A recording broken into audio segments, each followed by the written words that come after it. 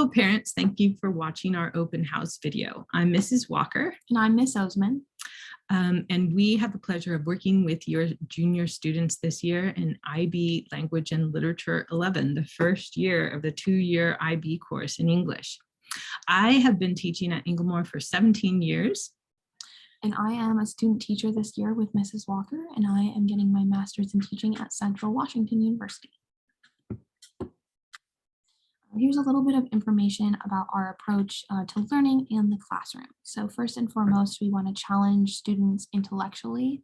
We also want to be flexible and supportive. We're not super rigid, so if a student has any issues, any questions, concerns, or needs anything changed, we're open to kind of working with them to shape something that works best for each student. We also really want to help students to connect with each other after spending a year and a half only on Zoom. We really want to make sure that they are able to reconnect and really work on those interpersonal skills with one another. Last but not least, we want to get to know each student as a person and as a learner. So just a little bit of information about the syllabus. We did not print out a traditional hard copy of the syllabus this year, so that's probably why you haven't seen it in that format. We did assign our students to kind of go over the syllabus online on Schoology with you, so hopefully that happened and you've already reviewed that information, and if not, it is available on Schoology for you to look at any time. So the curriculum this year, for IB English, the IB prescribes literature. So we have to choose the works we study from a list prescribed by IB. And I culled a list of texts that I thought would be very appropriate for students. And then students reviewed that list, and then they narrowed it down to 4 texts that they would like to study this year. And the texts that students voted for were, again, these are all off the IB's prescribed list of authors. The texts that they voted for were the short stories of Anton Chekhov, the song lyrics of Kendrick Lamar, and yes, he's on the IB list. His work is considered poetry, especially after he won a Pulitzer Prize. The poetry of Vietnamese poet, Vietnamese American poet, Ocean Vuong, and the short stories of Jhumpa Lahiri. So we're really excited to dig into these texts with your student. The other part of curriculum is language texts. And so we'll study a really wide range of genres of language texts, including music video, film. We might look at a series of tweets. We'll look at some Instagram posts. It's a really wide-ranging set of texts that the IB encourage us to look at. So you can ask your students more about that. One thing that you will have noticed on our syllabus is a description of our grading approach this year. That is new for both of us. Even as students, I kind of wish my teachers had used this approach. We're not good. Not you. You know what? We're going. We're just sorry for the interruption. We are in the English department making this video, and you know, things happen, never a wild moment. So you just met one of our other English teachers. Oh my gosh. And so back to the grading approach. This year, we're going to be doing something called ungrading. And the impetus of this came, well, actually, a book study with some other teachers. We read this book together, and I'm convinced. So the book shares all sorts of research, educational research that shows, number one, that students are not motivated by grades. They think they are, but they're not.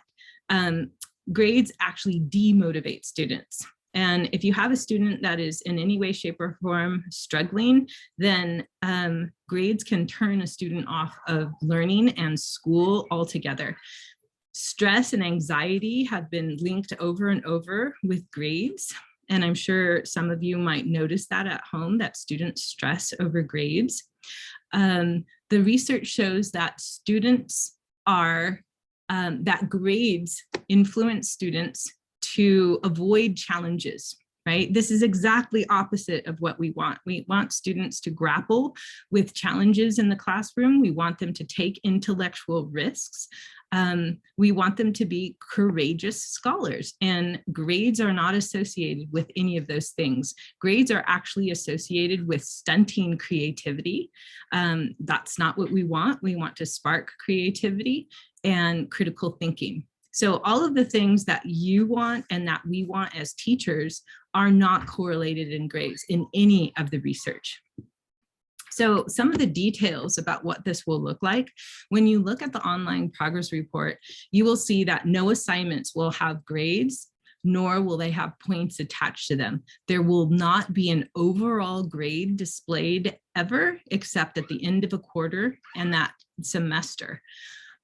The online progress report will only be useful to show what assignments your students have completed, what assignments are incomplete, and what assignments are missing. We will conference with students at the end of the quarter and semester and decide together what grade they earned. Together, the two of us and your students have determined, or we've redefined what an A means, what a B means, and what a C means. So rather than being correlated to only a percentage, right? Previously, an A meant you earned 93 to 100%, which is really quite subjective and really quite abstract. Now, an A means something much more concrete, and it's attached to things like growth.